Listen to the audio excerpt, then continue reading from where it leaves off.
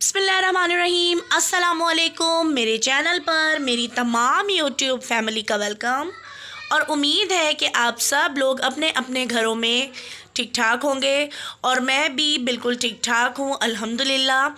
और अल्लाह ताला से मेरी यही दुआ है कि आप तमाम लोग अपने अपने घरों में अपनी अपनी फैमिलीज़ के साथ खुश व आबाद रहें, आमीन। तो आज जो है मेरे व्लॉग का आगाज़ हो रहा है सुबह के टाइम और अभी बज रहे हैं तकरीबन 11:30 और मैं आ गई थी किचन में। दूध वाला जो आया था वो दूध हमें देकर चला गया था सुबह। दूध वगैरह मैंने बॉईल कर लिया था और आटा भी मैंने गूंद कर रख दिया था। अच्छा, तो यहाँ पर अभी मैं बना रही हूँ लच्छा पराठा। और लच्छा पराठा जो है ये बहुत ही ज़बरदस्त होता है, इस पर काफ़ी ज़्यादा लेयर्स होती हैं। और वैसे आज संडे का दिन है तो इस वजह से हमारा नाश्ता भी कुछ लेट ही हो रहा है। अच्छा, आटा गूंदते हुए मैंने इसमें नमक शामिल नहीं किया था। जब मैं पराठे का पेड़ा बनाऊंगी तो मैं उसमें नमक शामिल करूंगी। और अब यहाँ पर मैंने एक चुटकी लेकर नमक इसमें फैला दिया है। अच्छा, और घी भी मैं इसमें डाल दूँगी। मैं बना रही हूँ डालडा घी में, आप चाहें तो आप इसको देसी घी में भी बना सकते हैं। 1 टेबल स्पून भर के मैंने घी डाल दिया है। अच्छा, घी जो है बिल्कुल ही पिघला हुआ नहीं आप यूज़ कीजिएगा, जो इसकी लेयर्स हैं वो इतनी अच्छी नहीं बनती। अब हम इसकी लेयर्स दे रहे हैं। लेयर्स इस तरह देनी है जिस तरह हम कागज़ का फ़ैन बनाते हैं, उस तरह से ही हमने लेयर्स देनी है। ये आप लोगों को दिख रहा होगा स्क्रीन पर। इस तरह से जो पराठा है वो हमारा बहुत ज़्यादा लेयर्स वाला बनेगा और बहुत ही क्रिस्पी भी बनेगा। और आज जो है मतलब संडे का दिन होता है तो थोड़ा बंदा अपने आप को रिलैक्स करता है। छुट्टी होती है बच्चों के स्कूल की, थोड़ा सा लेट उठते हैं, रेस्ट वगैरह जो है इसमें थोड़ा करते हैं। मतलब पूरे जो वीक की थकान होती है वो इसी में ही जाके मेरी तो उतरती है। क्योंकि जो जिनके बच्चे स्कूल जा रहे होते हैं उन माओं को तो पता होगा कि जब वीकेंड होता है तो उनकी थकान उसी दिन ही उतरती है। क्योंकि जो रोज़ है वो एक जैसी सेम रूटीन चल रही होती है। बच्चों को सुबह उठाना है, उनको नाश्ता वगैरह देकर तैयार करके स्कूल रवाना करना है, फिर वही घर के काम काज वगैरह। तो बस यही होता है वीकेंड, जब मैं सुकून से सांस लेती हूँ और थोड़ा सा रेस्ट कर लेती हूँ।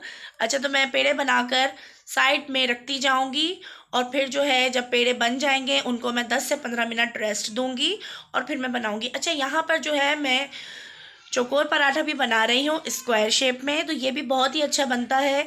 छोटे बच्चे बहुत ज़्यादा अट्रैक्ट होते हैं क्योंकि उनको जब ये बन रहा होता है तो वो एकदम से फूल जाता है, तो पिलो की तरह लगता है। तो यहाँ पर तमाम पेड़े बनाने के बाद मैं एक साथ ही पराठों को फ्राई करूँगी। और हाँ, साथ ही साथ मैं अपने व्यूअर्स से ये भी कहना चाहती हूँ कि अगर अभी तक आपने मेरे चैनल को सब्सक्राइब नहीं किया तो प्लीज़ मेरे चैनल को सब्सक्राइब करें, लाइक करें, शेयर करें और जो घंटी का बटन है भाई उसको लाजमी प्रेस किया करें और ऑल पर भी लाजमी प्रेस किया करें ताकि मेरी हर नई आने वाली वीडियो आपको पहले से पहले मिल सके। तो भाई पेड़े तो मैंने सारे बनाकर थोड़ा सा रेस्ट दिया था पेड़ों को 10 से 15 मिनट। अब मैं इनको बेल रही हूँ। अच्छा, बेलते वक्त मैंने इसमें खुश्क आटा बिल्कुल भी नहीं लगाया है, यानी कि जो खुश्का होता है वो मैंने बिल्कुल भी नहीं लगाया है। ये वैसे ही इजीली अच्छी तरह से बिल जाएंगे। और ये साइड में जो है वो थोड़ा सा बेलन में लगा हुआ था आटा, तो ये मैंने इसमें लगाया नहीं है, वो बेलन में ही लगा हुआ था थोड़ा सा, तो इस वजह से वो बोर्ड पर लग गया है। और देखें कितना अच्छा बिला है। और ज़्यादा प्रेशर से हमने इसे नहीं बेलना क्योंकि इतना ज़्यादा ये ग्रीसी हुआ है। ये आराम से अगर हाथों से भी आप इसको फैलाएंगे तो ये फैल जाएगा। तो बस फ्राइंग पैन में मैंने पराठा डाल दिया था। अच्छा, इसका जो फ्लेम है ना वो हमने मीडियम रखना है, ज़्यादा हाई फ्लेम नहीं रखना। अगर हम इसका फ्लेम हाई रखेंगे तो कलर जो है वो काफ़ी ज़्यादा जल्दी आ जाएगा और जो लेयर्स हैं वो इतनी अच्छी नहीं खुलेंगी। और अभी मैंने मोबाइल वीडियो बनाने के लिए दुआ के हाथ में दे दिया है। तो अगर वीडियो थोड़ी सी हिले तो आपने इस चीज़ को इग्नोर करना है क्योंकि बच्ची है, चाहे जितना एहतियात से वीडियो बनाने की कोशिश करे, हिल जुल तो इंसान जाता ही है। और वीडियो तो खैर मैं भी जब बनाती हूँ तो वो हिलता ही है। मोबाइल काफ़ी हिल रही होती है वीडियो क्योंकि मैं ग्रिप वगैरह कुछ भी यूज़ नहीं करती, डायरेक्ट हाथ में ही मोबाइल लेकर वीडियो बनाती हूँ। एक साइड से पराठा सिक गया था तो मैंने दूसरी साइड पर टर्न कर दिया था, दूसरी तरफ से भी सिक गया है। और अब मैं इसमें लगा रही हूँ घी। और घी जो है इस तरह से जिस तरह मैं लगा रही हूँ आप लोगों ने भी बिल्कुल इसी तरह से लगाना है। और थोड़ा सा जो इसकी जो लेयर्स हैं उनके ऊपर भी डालना है ताकि लेयर्स अच्छी तरह से खुलें और पराठा जो हमारा बड़ा मज़ेदार और क्रिस्पी तैयार हो। यहाँ पर देखें लेयर्स जो हैं अभी से ही खुलनी शुरू हो गई हैं और हल्का हल्का सा क्रिस्पी भी होना शुरू हो गया है। तो दोनों तरफ से आपने अच्छी तरह से इसको टाइम देना है, यानी कि इसको फ्राई करने के लिए। और घी जो है उसमें कंजूसी नहीं कीजिएगा, क्योंकि पराठा हो और वो पराठे की तरह बना हुआ ना हो। तो मुझे तो इस तरह का पराठा अच्छा बिल्कुल नहीं लगता है। कभी कभी जो क्रिस्पी पराठा है वो भी बहुत अच्छा लगता है। तो बस 3 से 4 मिनट लगेंगे एक पराठे को फ्राई करने में, और आंच जो है आपने इसकी मीडियम ही रखनी है। अच्छा, मुझे घी थोड़ा कम लग रहा था तो मैंने 1 टेबल स्पून भर के इसमें और घी डाल दिया है, ताकि अच्छी इस तरह से सुर्ख पराठा हमारा फ्राई हो जाए।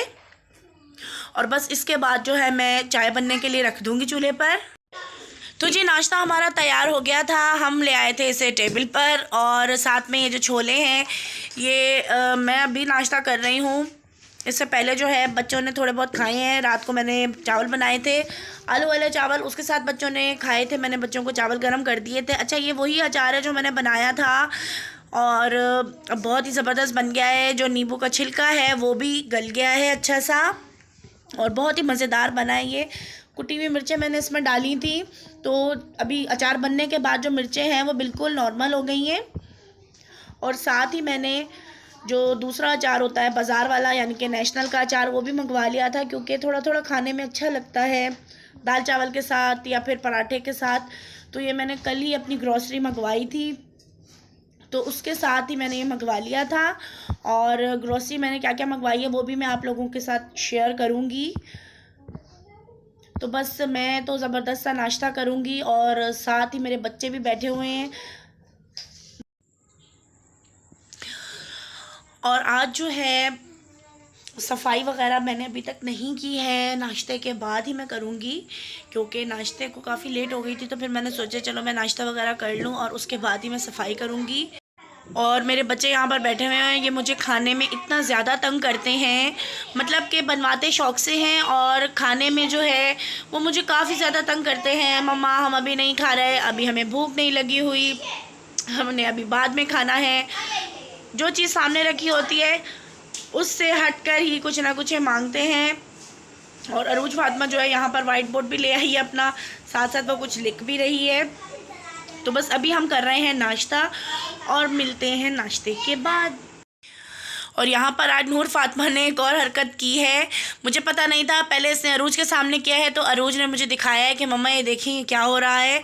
दूसरे रूम में मुझसे छुपकर क्या कुछ हो जाता है ये मुझे आज पता चला। और मैंने इसको कहा बेटा आपको करंट लग जाएगा, आप बाहर निकल आएँ। तो यहाँ पर मैंने नाश्ता कर लिया था और दुआ फातिमा का देखें अभी तक नाश्ता प्लेट में ही रखा हुआ है, इससे नहीं खाया। यहाँ पर मैं इसको डांट रही थी कि बेटा आप कुछ खाओगी पियोगी नहीं तो आप इसी तरह ही कमज़ोर रहोगी। और चाय मेरी तैयार हो गई थी। चाय जो है सुबह के टाइम थोड़ी सी मुझे स्ट्रॉन्ग ही अच्छी लगती है, ताकि वो मेरा दिमाग खोलने के काम आए। और बस मैं चाय पीऊँगी। चाय के बाद जो है देखते हैं आगे आज रूटीन के जो काम हैं उनको क्या करते हैं, किस तरह करते हैं।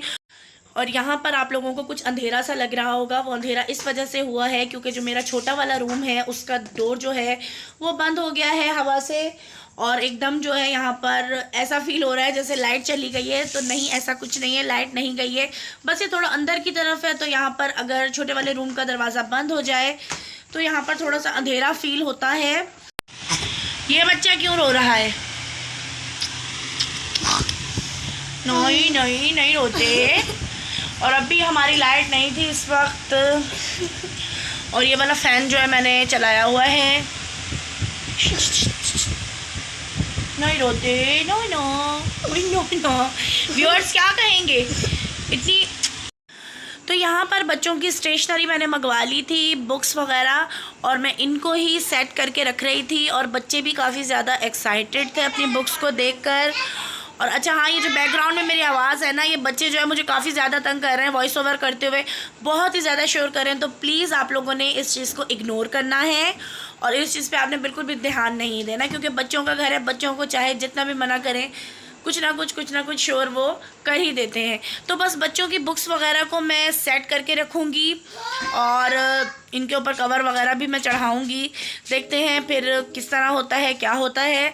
आई होप कि आपको मेरी ये वीडियो अच्छी लगी होगी। अच्छी लगी हो तो अच्छे कमेंट्स कीजिएगा और अगली वीडियो के साथ फिर मिलेंगे। जब तक के लिए अपना बहुत सारा ख्याल रखिएगा और मुझे और मेरी फैमिली को अपनी दुआ में याद रखिएगा।